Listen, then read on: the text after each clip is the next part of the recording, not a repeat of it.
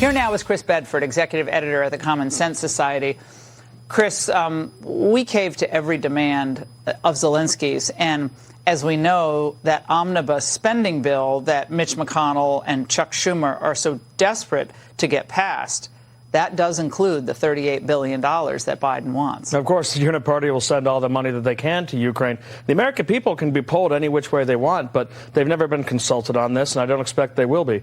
The folks who are being consulted on this war are the left-wing activists who are obsessed with Russia, the State Department, which generally does the business of other countries before the United States, in this case Ukraine, the Department of Defense, which is fresh off of two quagmires that lasted the entirety of my adult life, Iraq and Afghanistan. Now it's losses there, and now they're getting through another one without any end game, like you said, any goals, any real accountability, any goals for what constitutes victory, except for maybe what? Replacing Putin? Sounds like a pretty dangerous idea. And at the same time, we're depleting our money, we're depleting our resources, we're ignoring our border. China, an actual military threat to the United States, an actual existential threat to the United States, is biding its time and enjoying this. How much have they gotten involved in any wars, China? China keeps its nose out. China uses hard power and soft power to continue expanding across Africa, South America. Well, not firing a single shot, at least. Not a single shot. Not at foreign countries, not yet. They let their friends like Vladimir Putin, who you saw going hat in hand to see Xi in China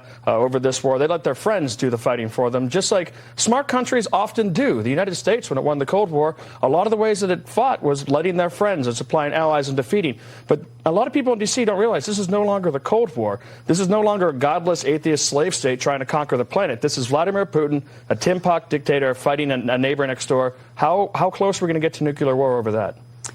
Congressman McCall, who is the incoming House Foreign Affairs Committee chair, made a comment about the cost of the war. Watch. I support Ukraine. I think, look, with the amount of investment we've had, is very small relative to destroying the Russian military, and that's what we've done without one American soldier being attacked, killed, or in country. To me, that's a pretty good investment.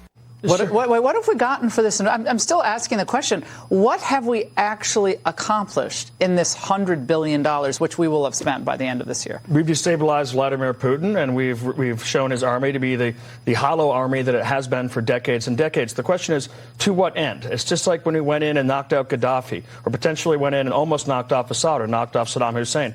What is the end goal for the GOP, which is in on this, as you mentioned as well? Do they want someone to take over from Putin? Do they think that a Dove or a democracy activist or an LGBT activist is going to take over for Vladimir Putin? If he falls because his army is hollowed out in this and Republicans get their way, he's going to fall to someone who's more hardline in the United States, more against our interests, potentially closer to China. And that's a serious threat we haven't looked down the road on. Well, we also have to remember that Xi and Putin have a new alliance because of our proxy war in Ukraine.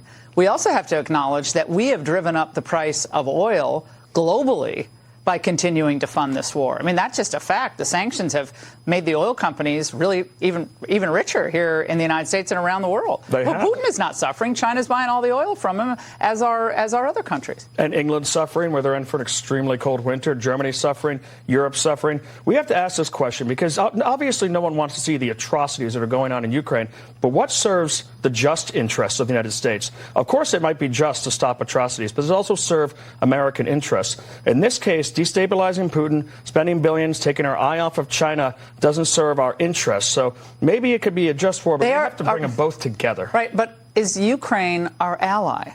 Ukraine is certainly our ally when we're paying for them. I wouldn't expect Ukraine to come to the aid of the United States in any war that we actually have to fight. I think this looks like it's going the way, sadly, of public opinion in about 2005, 2006 with Iraq.